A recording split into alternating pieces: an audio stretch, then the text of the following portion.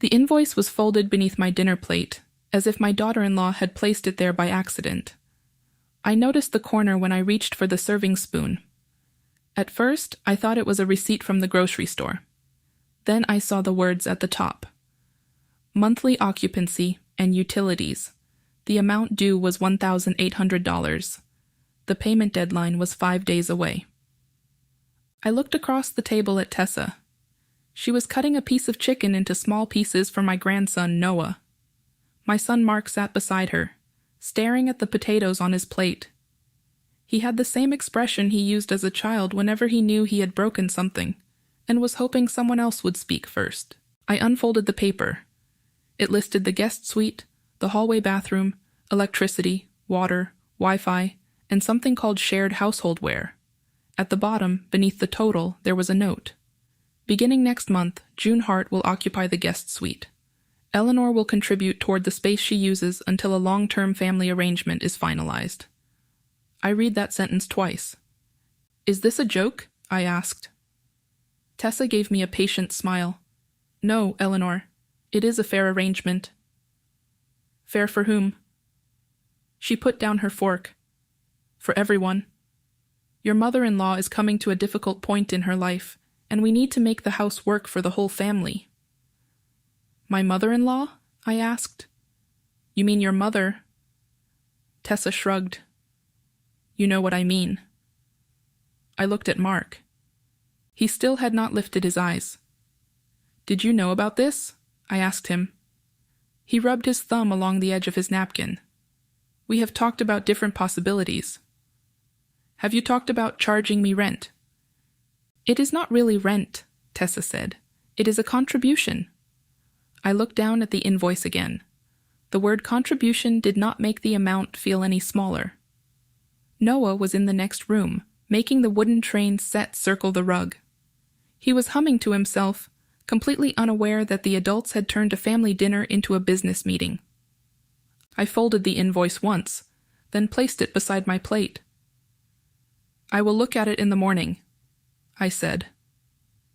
Tessa leaned back in her chair. That is the problem, Eleanor. You still think this house belongs to you alone? I did not answer her. If I had spoken then, I might have said something I could not take back. Instead, I cleared the plates, packed the leftovers into containers, and listened to Mark tell Noah it was time to get ready for bed. An hour later, when the house was quiet, I went into my bedroom and pulled the small gray archive box from the bottom shelf of my closet. I had not opened it in years. The lid had a faded stain near one corner, and my late husband's handwriting was still visible across the top. House papers. Keep dry. The paper my daughter-in-law had left beneath my plate was not the first document that had tried to redefine my home. It was simply the first one I could no longer pretend not to understand. I was 67 years old when I finished building the bungalow. It was not a mansion. It had 1 floor, 3 bedrooms, a narrow garden, and a guest suite with its own small entrance at the back. The brick was a warm brown that looked almost gold in the afternoon sun. The porch was screened in because my husband, Elias, hated mosquitoes and loved sitting outside after dinner. Elias and I had spent most of our married life in a small apartment above a pharmacy. He used to draw houses on the backs of envelopes, always with a porch and a room near the back. For whoever needs it, he told me when I asked about that room. After he died, I used the insurance money, my retirement savings, and a small mortgage to buy land near the edge of town. I kept working for 6 years. I took overtime shifts, worked weekends during tax season, and never missed a mortgage payment. I was not trying to become rich. I was finishing one promise. The bungalow took nearly 2 years. I kept copies of every permit, invoice, and receipt because I worked with records and because good intentions were not a filing system. When the house was finished, I stood in the empty living room and whispered, "We made it." The first person I invited to stay was Mark. He brought a camping mattress and slept in the guest suite while he looked for a new apartment. He was 36 then, recently divorced, and embarrassed by how much trouble he was having. He said he would stay for 6 months. Tessa was not his wife yet. She was his girlfriend, and she visited on weekends with a canvas bag full of clothes and a confidence that seemed larger than the house. She thanked me constantly. She called me generous. She told her friends that I had saved Mark from a terrible year. At the time, I believed her gratitude was genuine. Maybe it was.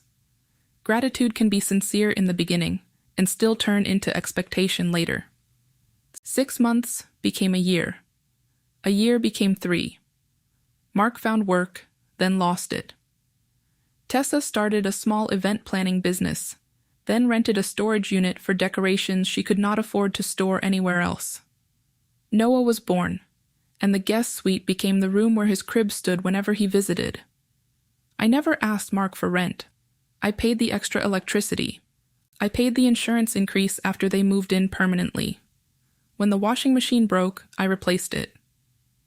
When Tessa needed money for a business certification, I paid the registration fee because Mark said it would help them become stable.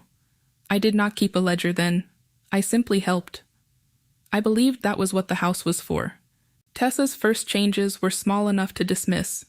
She moved my reading chair from the front window and replaced Elias's botanical prints with photographs of June. When I objected, she said, "We need to think about the whole family now." Then she changed the Wi-Fi password, began receiving packages addressed to Hart family residents, and printed a kitchen schedule without asking me. A contractor arrived to measure the guest suite for a bathroom renovation. He said Tessa had told him the room would be ready for June next month. I sent him away. Tessa accused me of embarrassing her, while Mark repeated his usual sentence. Can we not make this bigger than it is? June soon began speaking about the guest suite as if it were already hers. She asked about a keypad and closet shelves. One afternoon she said, "Tessa tells me you are finally ready to make this place work for everyone." I asked Mark whether he had promised the room to his mother. He said no, but he would not explain why June believed him. A week later, I found a printed furniture schedule on the refrigerator. June's bed and dresser were booked for the following Saturday.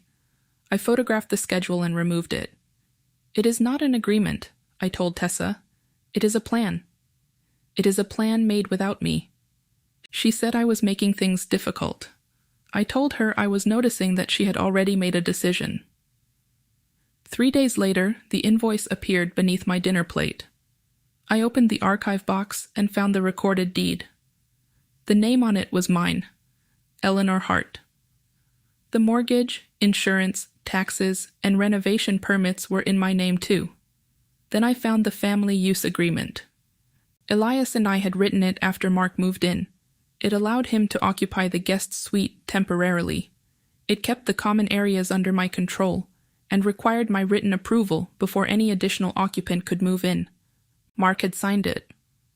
Beneath his signature, he had written, "I understand this is Mom's home." I also found a note from Mark dated 2 years earlier. He had asked whether June could eventually stay in the guest suite. My answer was clear. Short visits were possible, but permanent occupancy required a new written agreement. No transfer of ownership had been promised. Mark had initialed the page. He remembered. The next morning, I called Priya Shah, a title attorney I knew from the municipal records office.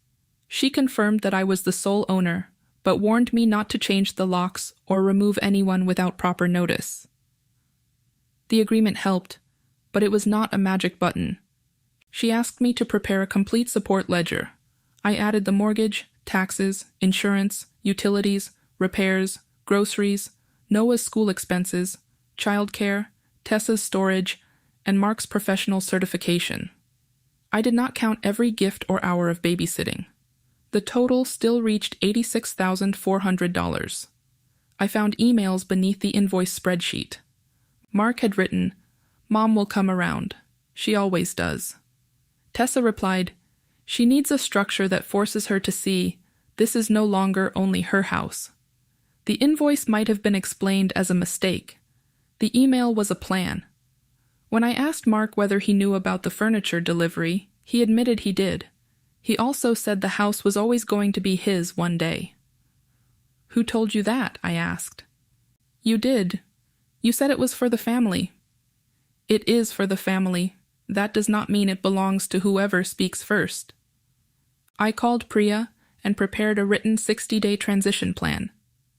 Mark and Tessa would not be charged rent during that period, but they would stop claiming the home as theirs, remove June's furniture, and make no further decisions about the property.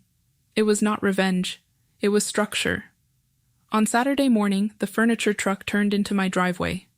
June sat in the passenger seat of Mark's SUV. Tessa got out carrying a cream-colored folder. She waved to the delivery crew as if she had hired them herself. I had already moved the dining table into the center of the room. 4 copies of the deed, the family use agreement, the payment ledger, and the transition plan were arranged at the 4 chairs. The original documents were in a locked folder beside me. Tessa came through the front door without knocking.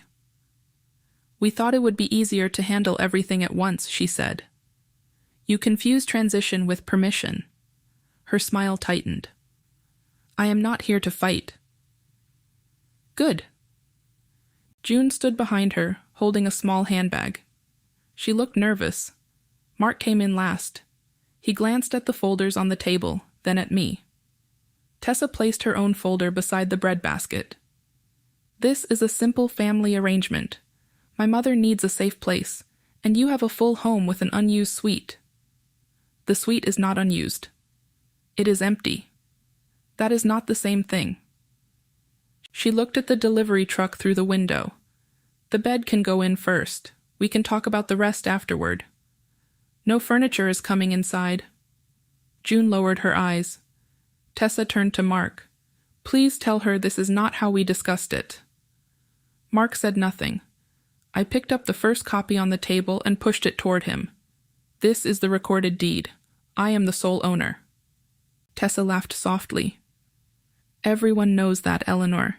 We are talking about family use." "Then you should read the family use agreement." I pushed the second copy across the table. She did not touch it. I read the relevant lines aloud. "Mark and any household members may occupy the guest suite temporarily.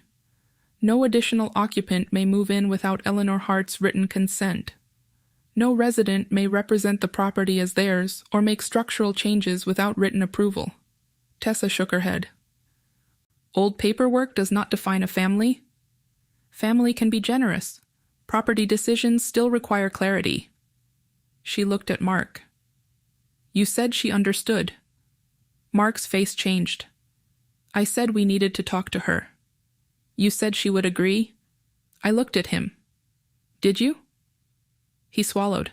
"I thought you would." The delivery driver knocked on the glass door. Tessa stood up and moved toward it. "No," I said. She stopped. "You cannot keep my mother's belongings outside." "Your mother's belongings can return to her apartment until we decide what is actually possible." June finally spoke. "Tessa told me you had agreed." Tessa turned toward her.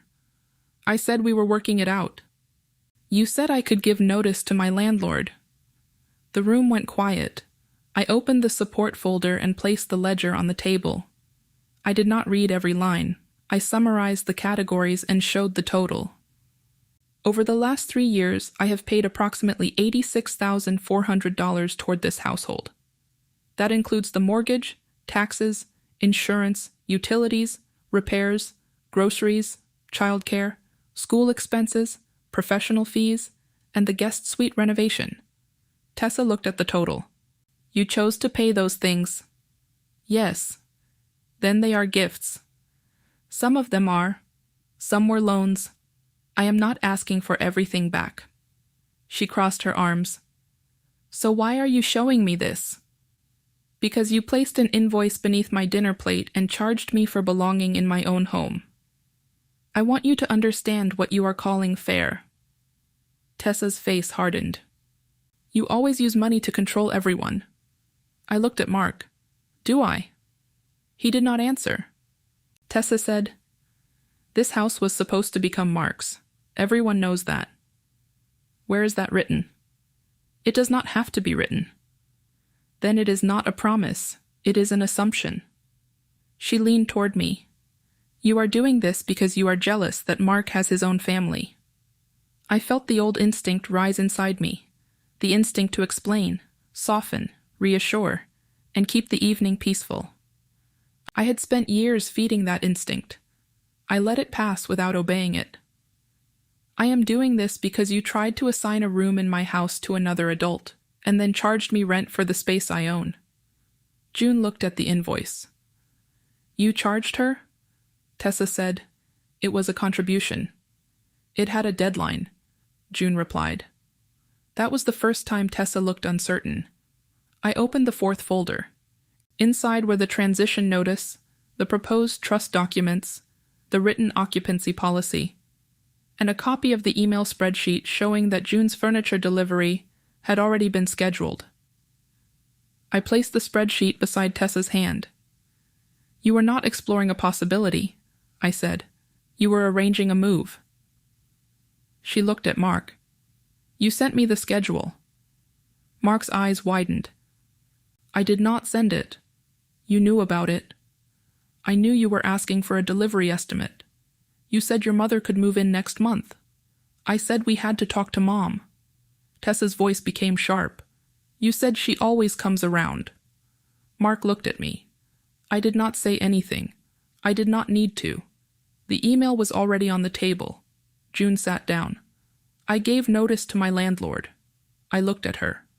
I am sorry you were put in this position. I will pay for 2 weeks in a furnished apartment while you make a safe plan. But the guest suite is not available for permanent occupancy. Tessa turned on me. You think money fixes everything? No.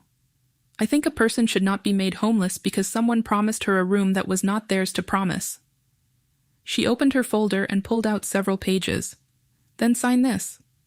I looked at the papers. They were labeled Family Property Transfer Proposal.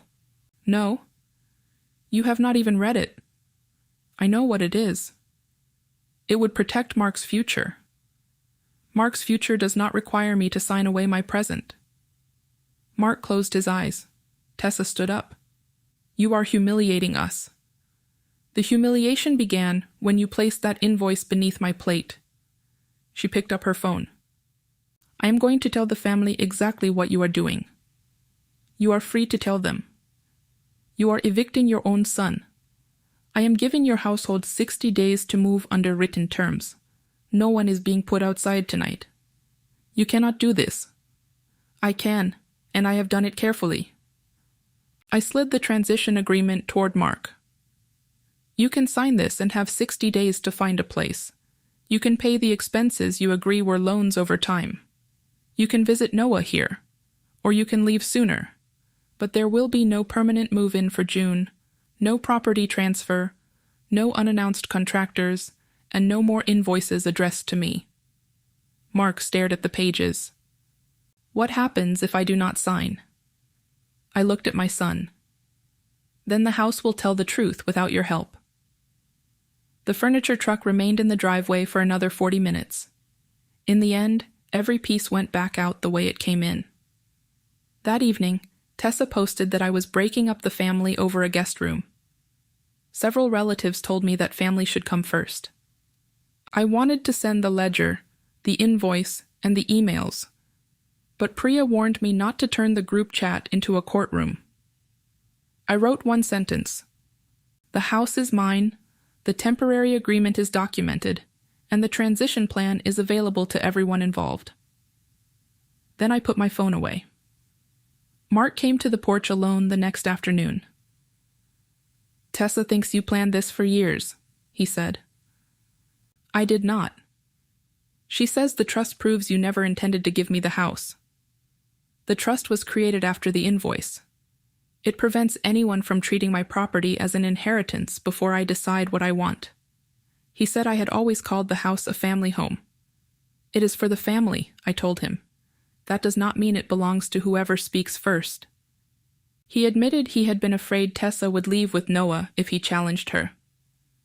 I understood the fear, but I told him it did not excuse his silence. Finally, he said, I acted like the house was mine before it was.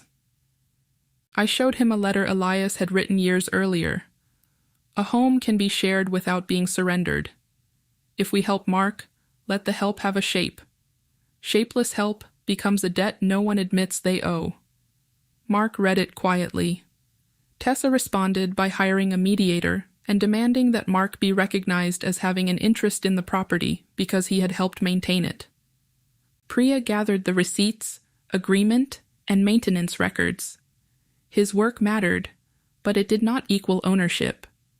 At mediation, Tessa called the house a family investment. I asked where the investment agreement was. She said it had been understood. I said understanding was not consent.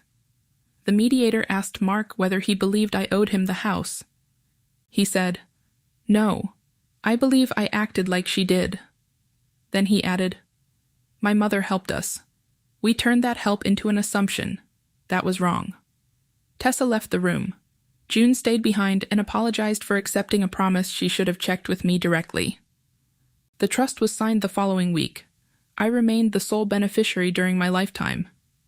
The occupancy policy was attached to the transition agreement. Mark and Tessa had 60 days to move. The first week was uncomfortable. Tessa labeled boxes and refused to speak to me. Mark searched for apartments near Noah's school. Noah noticed the change. "Are we moving?" he asked. "Your parents are moving to another home," I said. "Did I do something?" "No. None of this is your fault." "Can I still come here?" "Of course." He looked toward the empty guest room. "Do people have to ask before they take things?" "Yes," I told him. "Asking does not mean you are unwelcome. It means you understand that other people have a say." The moving truck came on the 59th day. Mark carried boxes. Tessa directed the movers. The house became quieter with every trip to the truck.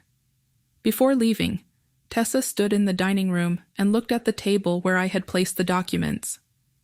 "You got what you wanted," she said. "I wanted my home to remain mine. You wanted to punish me. I wanted you to stop treating access as ownership." She looked toward the hallway. "You have no idea how difficult it is to raise a family without security. I know more than you think. I raised Mark when we had very little. I worked overtime. I missed school concerts. I chose bills over sleep. But I never told another person that my sacrifices gave me the right to own their home." She looked away. "I was trying to protect June," she said. "You were trying to secure her future with something you did not own." Her eyes filled, but she did not cry. "Do you want Mark to hate me?" she asked. "No. I want Mark to understand the difference between loving you and obeying you." She did not answer. She picked up the last box and left. After the move, I expected to feel victorious. Instead, I felt tired. The house was mine again, but the silence had a different sound. Every room held a memory of the years when I believed helping my son meant keeping the peace at any cost. I did not ask Mark to repay the entire $86,400. Some of it had been gifts. Some of it had been ordinary family support. We made a separate list of the expenses he agreed were loans, and he began paying a small amount each month. The amount was less important than the fact that he stopped pretending the support had never existed.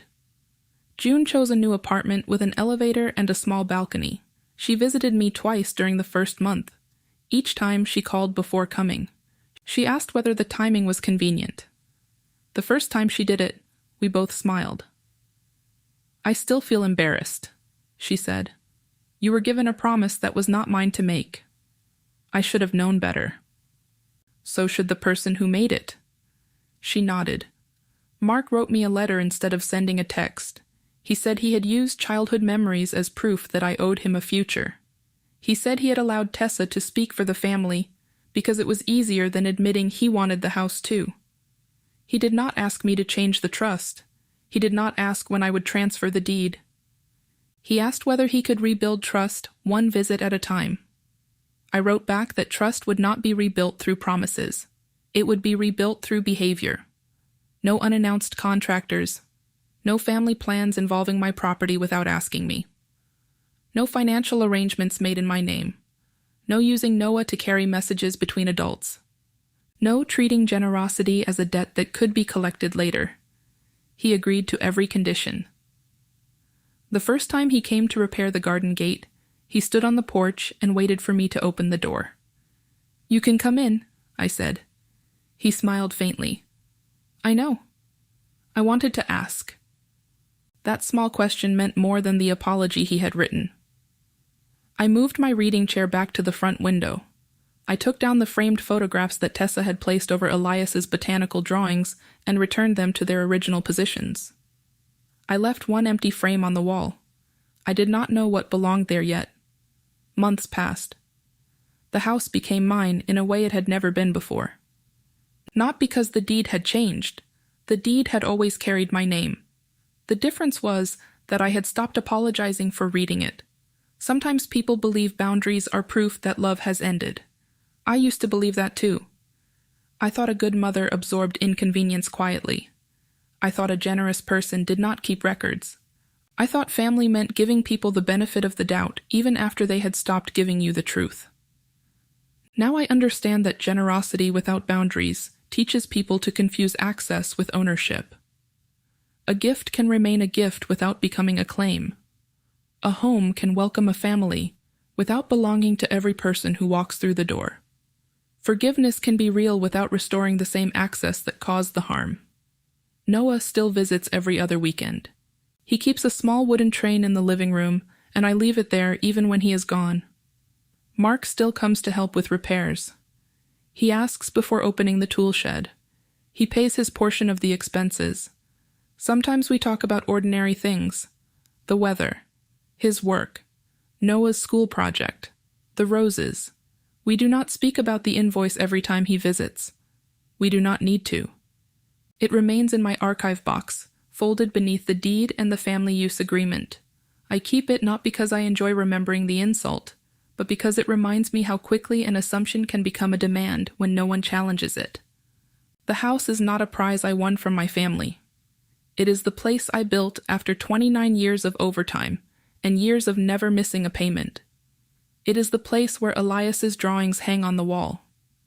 It is the place where Mark learned to ride a bicycle, where Noah built his first train track, and where I finally learned that peace is not the same as silence.